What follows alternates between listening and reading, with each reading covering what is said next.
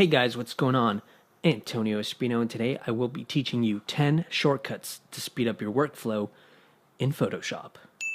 Before we get started, I want to go ahead and thank our sponsor for today's video. Can switching to Geico really save you 15% or more on car insurance? Do one-legged ducks swim in a circle?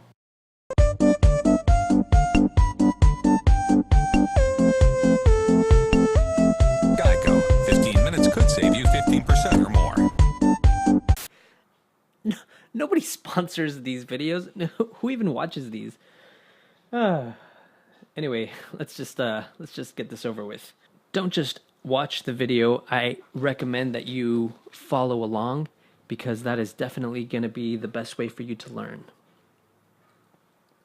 All right, let's get started here. I'm opening up my image, and this is the one that we're going to be working with today.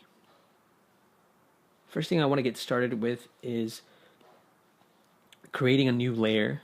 Now, obviously, you can go up to the layer option and do it that way, or click the button on the bottom, but the fastest way to do it is just by holding Shift Option Command N, and I will be working with a Mac, but I will put up the Windows shortcuts up on screen for you so you can follow along as well.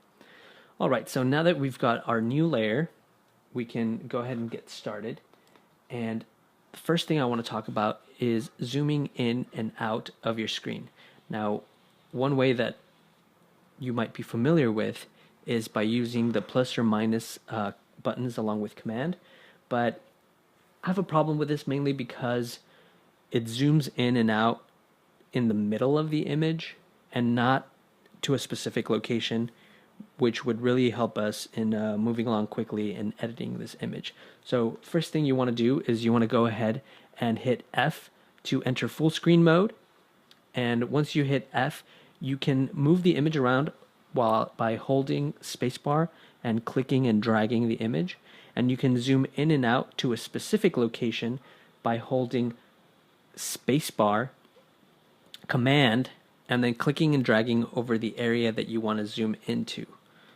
Now, it is very important if you are using a Mac that you hit spacebar first, because if you do command spacebar, you might trigger Spotlight, and obviously that's going to interrupt your workflow. So spacebar, command, and you can zoom in and out to whichever area you want. Moving right along to shortcut number 3 is how to resize your brush quickly. And in order to do that, you simply select the brush tool and you're going to hit Control and Option, and while leaving those pressed down, you're going to click and drag to the right and to the left, and that'll change the size of your brush without having to go into the brush menus. If you hold Control and Option and you click up and down, that'll change the hardness and softness of the brush as well. So that can be pretty helpful on the fly. And this also works with any brush in Photoshop. So that's the stamp tool, the erase tool, the healing brush, spot healing brush, etc. Number 4 is actually creating what's called a stamp visible layer. So you may have noticed while retouching that sometimes you get a ton of layers, and you may be tempted to simplify all this by merging them or flattening them down into one image. But the problem is that if you make a mistake at this point, you can't really go back because you only have a limited number of undos. So in order to avoid this, but still work on the finished flattened image, what you can do is you can hold Shift Option Command E, and what that'll do is that'll create a new layer on top of them all with all of the information from the previous layers. So for example, if let's say you're editing and you're retouching, you're adding all these graphics or you're adding all these effects to your image, and you have just so many layers open, what you can do is just hit Shift Option Command E, and as you can see, that creates a layer above everything, and we can quickly toggle to see what we've done, and we can change something if we make a mistake and go back. Cool. Next is something that I know all of you have used before, and that is the Liquify tool. Now, instead of going and looking for it in the menus, you can just simply hold Shift Command X, and you will enter the Liquify menu right away. Now, it helps if you are on a stamp visible layer.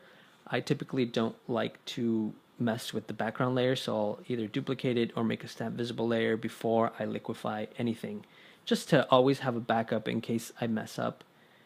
So, like, I don't know about you guys, but I mess up a ton. So having the ability to go back is a lifesaver to me. All right, now let's move on to shortcut number 6 and number 7, and I'm going to give them to you as a combo deal. One thing that I use a lot is the Gaussian Blur feature. And instead of having to go to filter, blur, Gaussian blur all the time, we're going to also learn how to create our own customized shortcuts. So in order to do that, we want to go ahead and hit Edit and Keyboard Shortcuts. And this is going to bring out all of the shortcuts that are in Photoshop. Basically, everything that's in every menu. And what's neat about this is that you can add a shortcut to something that doesn't originally have one, and you can make life in Photoshop a little bit faster. So we're going to go to Filter, Blur, Gaussian Blur, and I'm going to add Shift Option Command G. Now, you don't really have to worry about taking up a pre-existing shortcut, because if you happen to put something like Command S or whatever, it's going to warn you and it's not going to actually let you do it. So just for the sake of having it G, so you don't really have to worry about that. Shift Option Command G just works for me. For G for Gaussian, I can kind of remember it a little bit better. Now, don't exit out just yet. I'm going to show you another shortcut that we're going to customize in a second. But and that is creating a second window so that you can have a side-by-side comparison of what you're doing. And what this allows is for you to be able to zoom in, to edit the fine details, or to retouch the fine details of your photograph, while still being able to see the full image on the left-hand side of the screen. Kind of like how I have it right here with my navigation on Photoshop, except it'll be full size and it'll be a little bit easier to see. So you can do this manually by going to Window and accessing that feature that way. But if you're still in the shortcut menu, go ahead and go to Window and New Window, and you can name it whatever you want. So if you're a Windows user, you can just pick whatever assortment of letters are comfortable for you. But in my case, I have Shift, Control, Option, Command, W for Window. And before we exit out, I'm going to go ahead and scroll up to the 2 vertical up, and that's going to automatically line them up side by side by doing Shift, Control, Option, Command, V.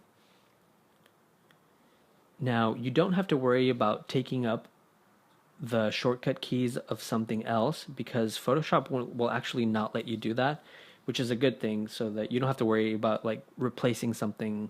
For example, if you use Command S for super shortcut, it won't let you because it'll say, hey, Command S is already used by save. So it's pretty cool that it does that. All right, now that we have our customized shortcuts, let's put them to use. First, exit out of full screen mode, and you can do that just by hitting F twice. And once you've done that, go ahead and hit Shift, Control, Option, Command, W, and then V.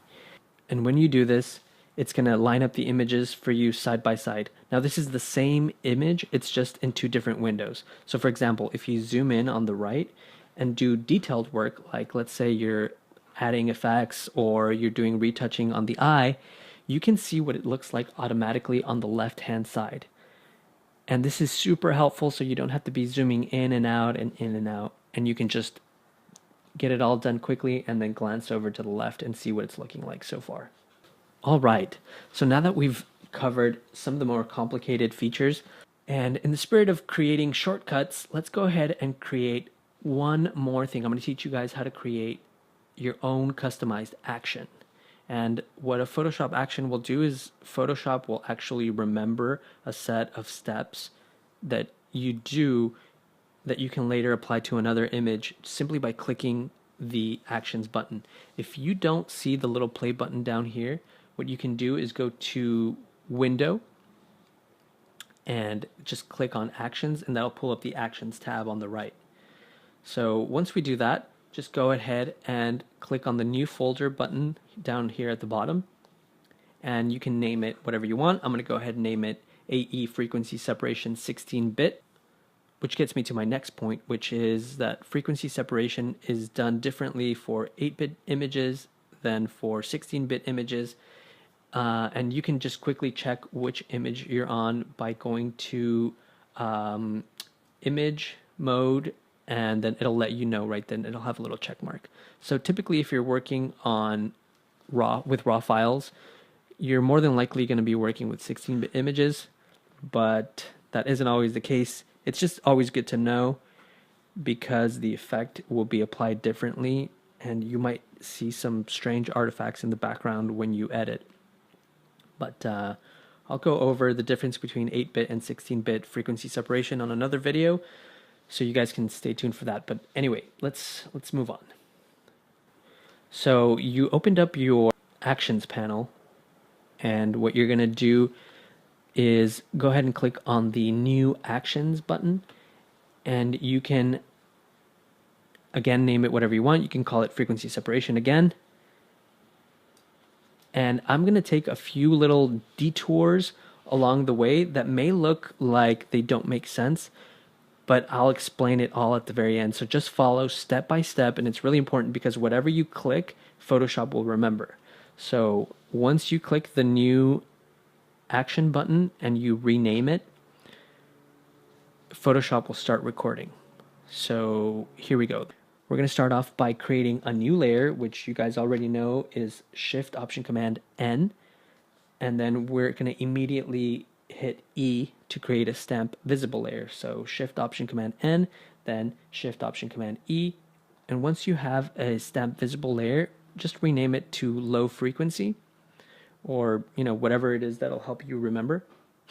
Then we're going to go ahead and create another new layer and another stamp visible layer, and we're going to name that one high frequency. So once you rename it to high frequency, I want you to go ahead and set the opacity down to 0. And this is the weird part that I do that'll make sense for you later. So, but for now, just follow along. You set the opacity on the high frequency to 0, then select the low frequency, and we're going to hit our Gaussian Blur shortcut that we created, which was Shift Option Command G. And that'll prompt us with the Gaussian Blur pop-up window. Now, typically I leave this at 4.6 because I feel like that's a good middle ground to start off with. But this is very dependent on what your photograph looks like. If it has a lot of detail in the face, or if the skin is very blotchy, you might need to increase the blurriness or decrease it depending on your image. So we're going to go ahead and hit OK. Then we're going to move back to the high frequency layer, and we're going to add the opacity back to 100%. All right, once we've done that, go ahead and go to Image, Apply Image, making sure that the high frequency layer is selected, and you're going to get this little window. It's going to ask us where do we want this information to be targeted to, and we want to target it to the low frequency. So go ahead and select the low frequency layer, and we're going to change the blending mode to add, and we're going to change the scale to 2 if it isn't already there. And then the last thing before you hit OK is to make sure that the invert button is selected. All right, just hit OK. It's going to really look like a high pass filter, or basically when you add additional sharpening to an image. Now on the high frequency layer, we're going to change the blending mode from normal all the way down to linear light. Once we change the blending mode to linear light, the result should be an image that looks exactly like what we started with. Next thing is our last shortcut that we're going to learn, and it's just simply how to group things together. And what we're going to do is we're going to click with shift click both of the layers, and we're going to hit Command G, and Command G will group both of these together, and we can rename it once again to frequency separation. And we're going to just simply select the low frequency, and then we're going to go to the actions panel and hit stop.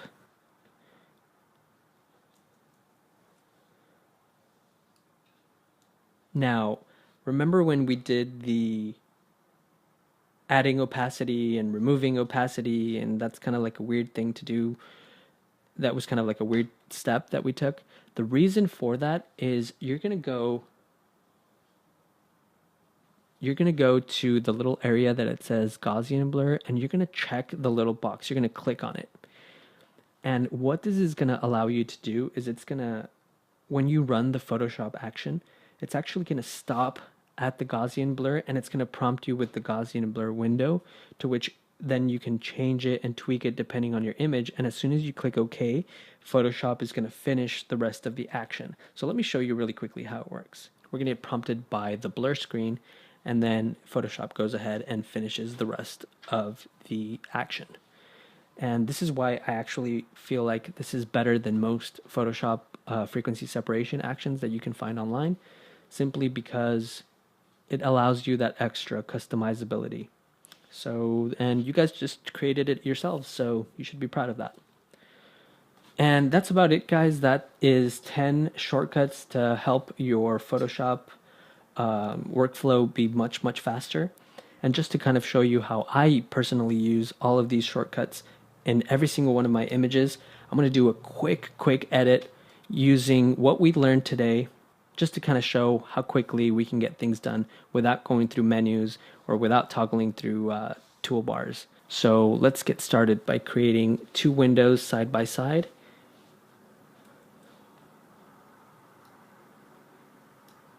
Side by side. And once you resize them how you want, first I'm going to create a stamp visible layer on top of everything and quickly go into Liquify. I'm going to adjust the size of my brush and push in the hair a little bit. I do like the messy kind of hair look that she's got going on. Next thing I'm doing is I'm pushing in the shirt just so that it doesn't peek out too much. I find that a little bit distracting. I'm going to hit OK, and we're going to create a new layer. We're going to zoom in, and using the healing brush, we're going to go ahead and get rid of some of the extra strands of hair that are poking out. Just like that, just kind of quick. It obviously you guys can take a little bit longer. I'm just kind of showing you the actions. We're going to move around the image, taking care of a few little blemishes left and right. And you guys can spend a little bit more time. I'm just kind of showing off the shortcuts that we learned.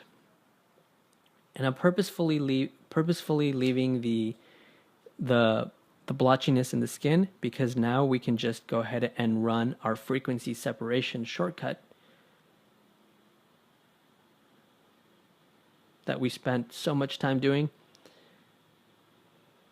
I like 4.6 on the blur, so I'm going to go ahead and hit OK, and we're just going to get to work kind of color correcting the skin tones little by little. I like a more subtle look, so I do set the flow down to 10%.